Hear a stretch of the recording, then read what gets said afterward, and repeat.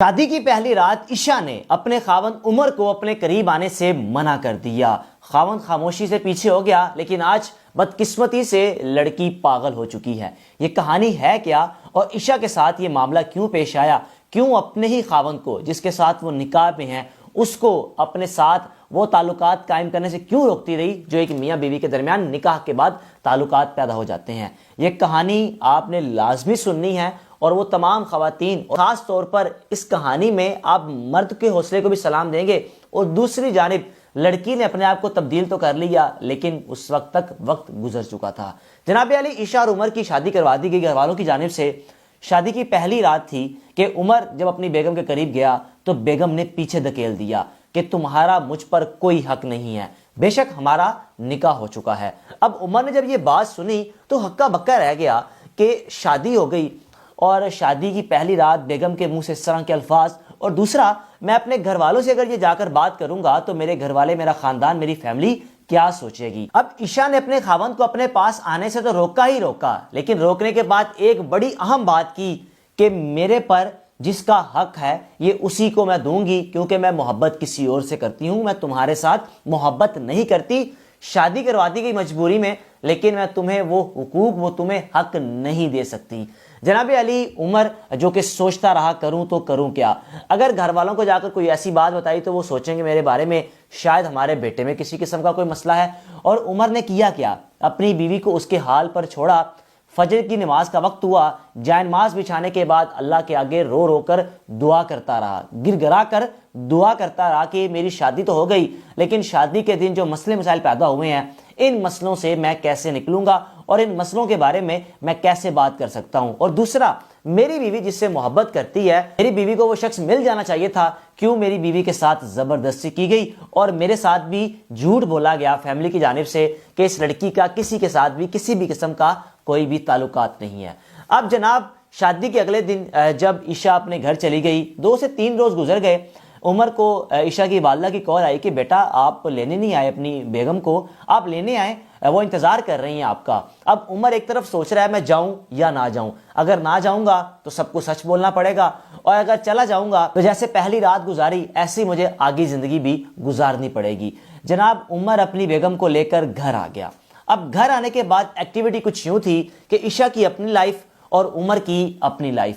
اب عمر کیا کچھ برداشت کرتا رہتا تھا گھر میں رہتے ہوئے کہ عشا دن کی روٹین میں اپنے موبائل سے اس نوجوان کے ساتھ رابطہ قائم رکھنا جس کے ساتھ یہ محبت کرتی تھی، ان چیزوں کو بھی برداشت کر رہا تھا عمر، اور اپنے اندر چھپائے رکھا تھا کہ اپنی بیگم کے راز یا اپنی بیگم کے بارے میں میں کسی سے بات نہیں کرنا چاہتا، جو یہ اس کو من چاہتا ہے یہ کرتی رہے۔ جناب علی، تقریباً 3 سے 4 مہینے گزر گئے۔ اب اسی روٹین میں ہوا کیا، عمر کو ایک کال آئی، کال ایک دوست کی آئی کہ آپ کی بیگم ایک شخص کے ساتھ بیٹھی ہوئی ہیں، اور وہ شخص ہم نے کبھی دیکھا نہیں ہے، ہم حیران ہیں کہ معاملہ ہے کیا۔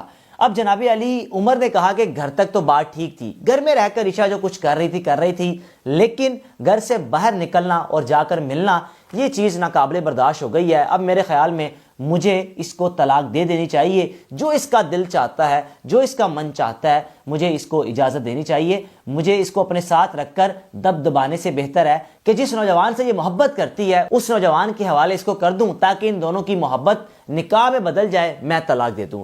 اب جناب، حقیقت تھی کیا؟ اس چیز کو آپ نے بڑا غور سے سننا ہے۔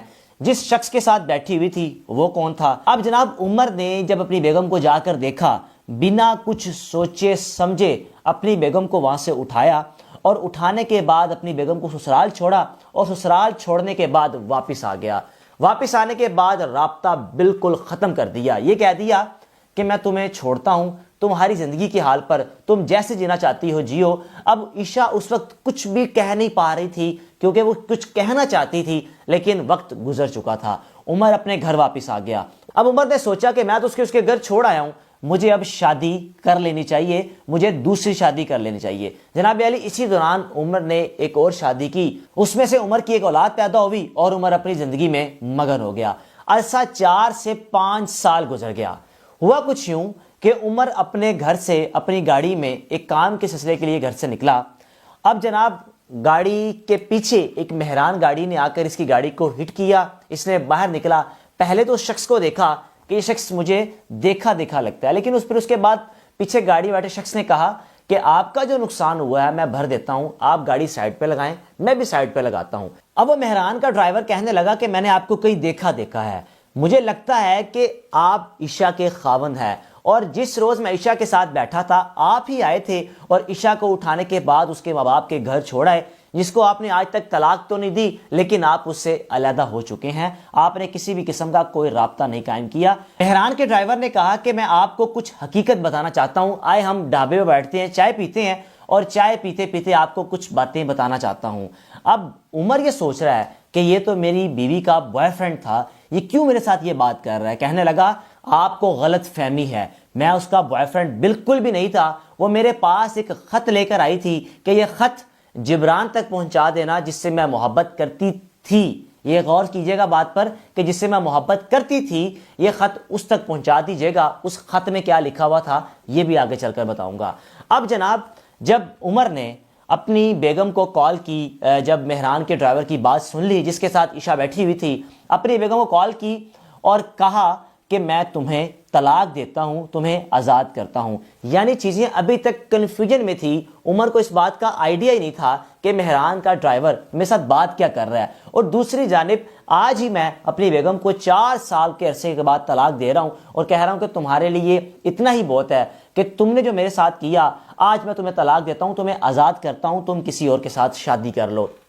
طلاق کہنے ہی لگا تھا کہ فون عشاء کے ہاتھ سے نیچے گر گیا۔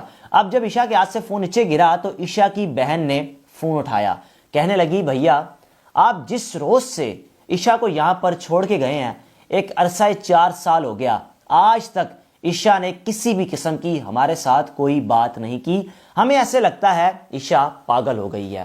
اب یہ بات سننے کے بعد عمر حیران ہوا کہ میں نے اس کو چھوڑ دیا تھا اس کے حال پر، اور اس کا تو رابطہ بھی تھا، محبت بھی تھی، اب یہ پاگل ہو گئی ہے، یہ بات سمجھ نہیں آتی۔ اور عشاء کی بہن نے کہا کہ آپ کا نام ہی لیتی رہتی ہے بار بار، یہ چیز سمجھ سے باہر ہے، جس چیز کا عمر کو یقین بھی نہیں آ رہا تھا۔ اب عمر نے اپنے سسرال کا رخ کیا، یعنی اپنی بیگم کے گھر گیا کہ جا کر دیکھوں تو صحیح معاملہ ہے کیا، میری ساری جو بات کر رہی ہے اس میں کتنی حقیقت ہے۔ جب اس گھر میں پہنچا، اپنی بیگم کو دیکھا، بیگم اس کی ایک عجیب سی کیفیت، نہ کوئی بات کر پا رہی ہے، بات کرنا چاہتی ہے لیکن بول نہیں پا رہی، لیکن جب اس نے عمر کو دیکھا تو ایک دم اس میں چہرے میں ایسے خوشی مسکراہٹ سی آ گئی کہ جیسے جسم میں جان آ جاتی ہے، اور شاید اس کو پچھلے 4 سال سے اسی دن کا انتظار تھا۔ اب جناب علی اس ڈرائیور کی طرف آ جاتے ہیں۔ اس ڈرائیور نے ایک بڑی حقیقت بتائی، کہا کہ جو عشاء نے مجھے خط دیا تھا، وہ خط جب میں نے جا کے جبران کو دیا، جبران اس خط کو پڑھنے کے بعد اللہ کو پیارا ہو گیا، یہاں تو اس نے خودکشی کر لی، یہاں اٹیک ہوا۔ اس خط میں کیا لکھا ہوا تھا؟